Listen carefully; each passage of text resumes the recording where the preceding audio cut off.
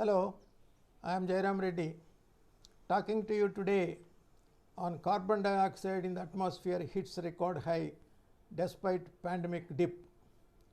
Scientists from National Oceanic and Atmospheric Administration as well as Scripps Institution of Oceanography in University of California, San Diego announced on June 7, 2021 that the amount of carbon dioxide in Earth's atmosphere set a record in May 2021, that is last month, reaching the highest levels in human history despite a temporary decrease in the burning of fossil fuels worldwide because of the coronavirus pandemic in 2020.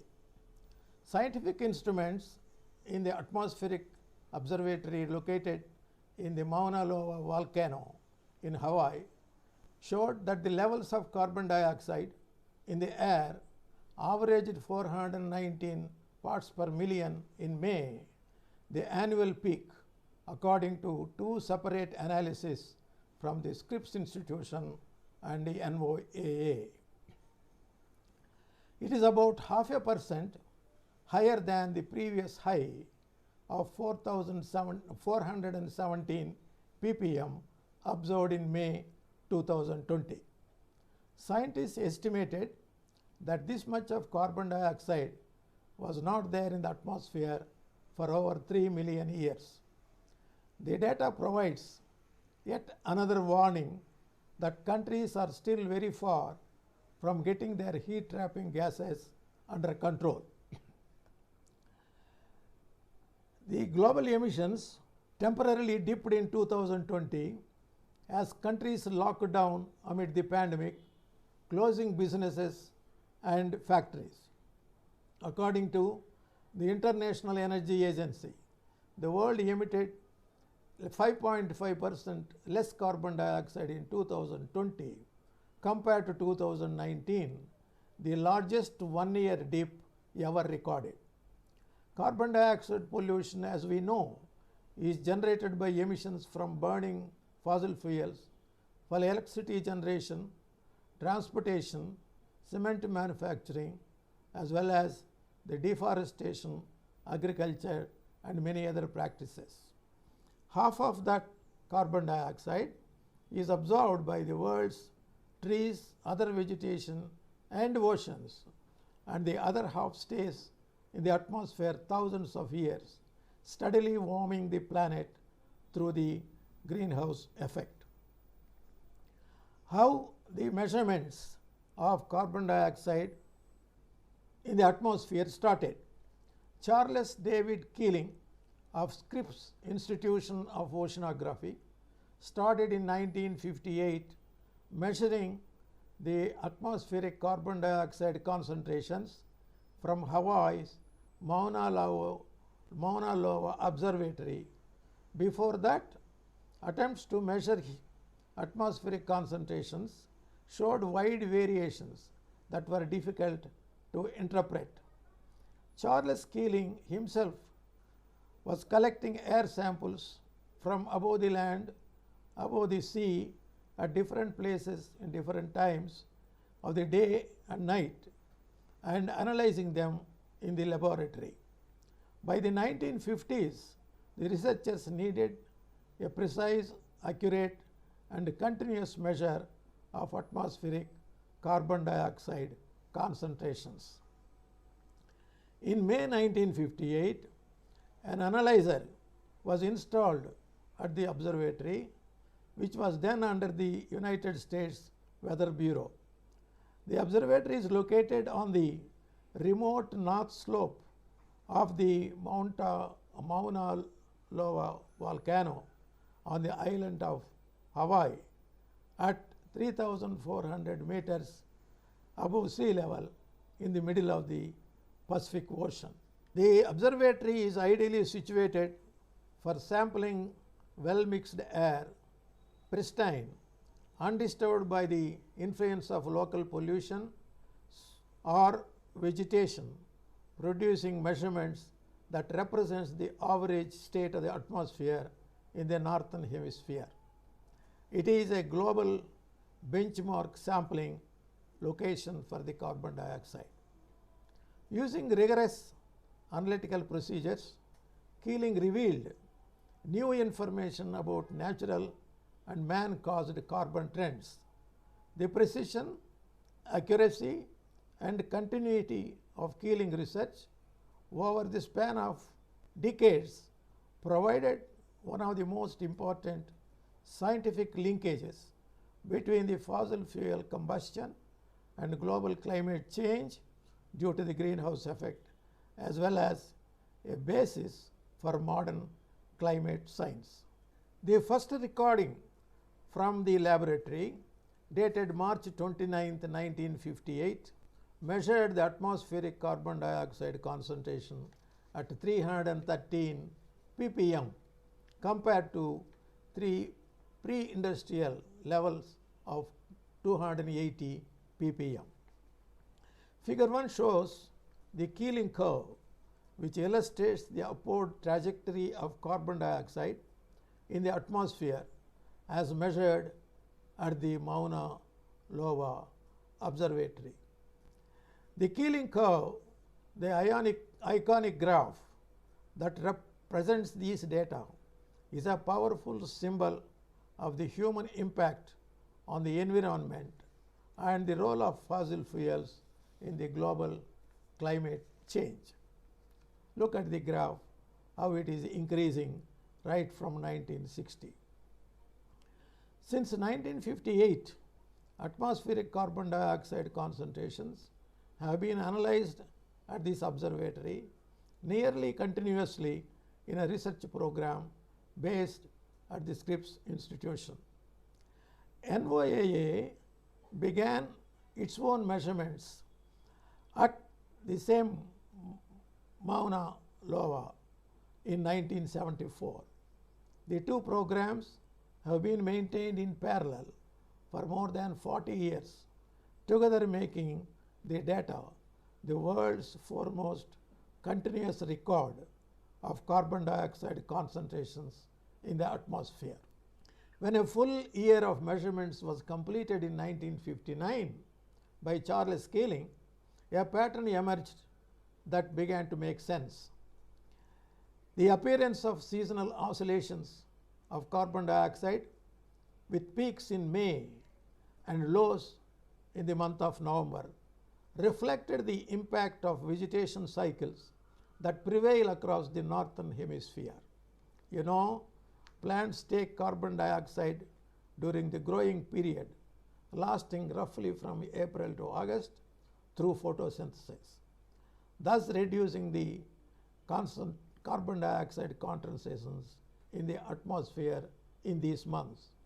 In the winter, when the plants lose their foliage, carbon stored within plant tissues and soils is released to the atmosphere, increasing again the carbon dioxide concentrations.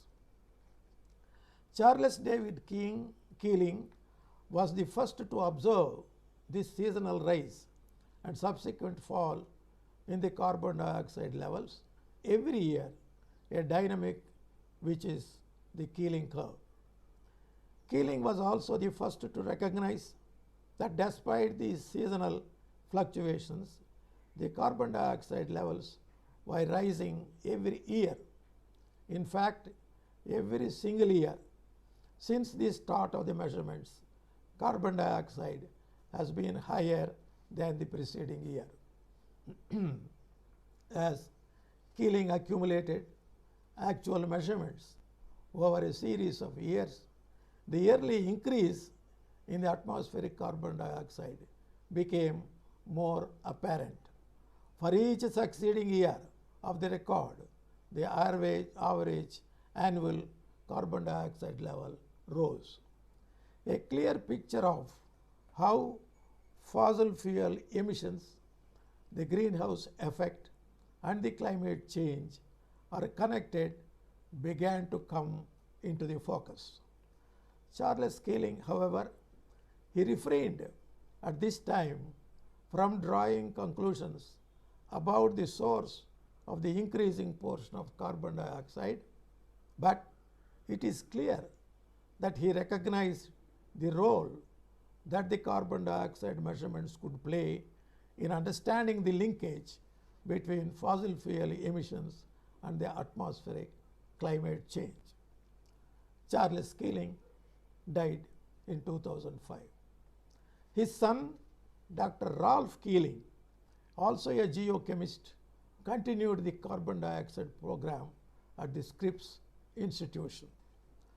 Ralph King noted that last year's, that is 2020's, drop in annual emissions was too small to be detected in the atmospheric data, since it can be overshadowed by natural fluctuations in carbon emissions from vegetation and soil in response to seasonal changes in temperature and soil moisture.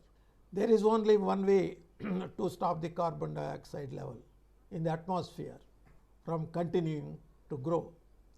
Countries need to essentially zero their net annual emissions.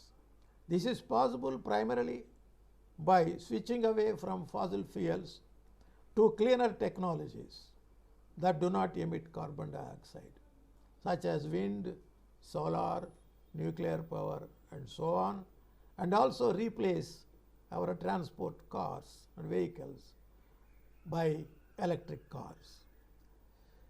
If the countries manage to reach that goal, they could limit the total global warming to around 1.5 degrees centigrade, as agreed by 196 countries in Paris Climate Meet in 2015. This could help avoid some of the worst impacts of climate change, such as the irreversible collapse of the polar ice sheets or widespread crop failures. But total annual emissions are currently expected to rise in this year at a very fastest rate as the countries recover from the pandemic and global coal burning reaching its all high due to revival of industrial activities in the Asian countries. The May average first topped 400 ppm in 2014, surprising the entire world. Since then, emissions have continued to ascend. The full year average for 2019 was 409.8 ppm compared to pre-industrial value of 280 ppm. And in May 2021, that is this year, I told you it was 419 ppm. Ralph Keeling says the decade 2011 to 2020, that is the last decade, has been the most rapid growth of any decade in human history. And so it is not just that the levels are high, it is that they are still rising fast. Now, I mentioned the dedication to Charles Keeling before concluding. The American Chemical Society dedicated the Keeling Curve as a National Historic Chemical Landmark in the ceremonies held at NOAA and Scripps Institution in June 2015. The commemorative plaque at Mauna Loa Observatory reads like this. In 1958, Charles David Keeling of Scripps Institution of Oceanography began a cooperative program for the study of atmospheric carbon dioxide at the newly established Mauna Loa Observatory of the U.S. Weather Bureau. By 1960, Keeling revealed two significant findings, reporting the first quantitative estimate of Earth's natural seasonal carbon dioxide oscillations, while also discovering a steady annual increase in carbon dioxide, the most significant greenhouse gas contributing to global climate change. Keeling advanced our understanding of mankind's impact on Earth by linking fossil fuel emissions to rising levels of carbon dioxide. His dedication to continuous and accurate measurements enabled these data to become an unequivocal record of the global rise in carbon dioxide and an icon of atmospheric science. Thank you.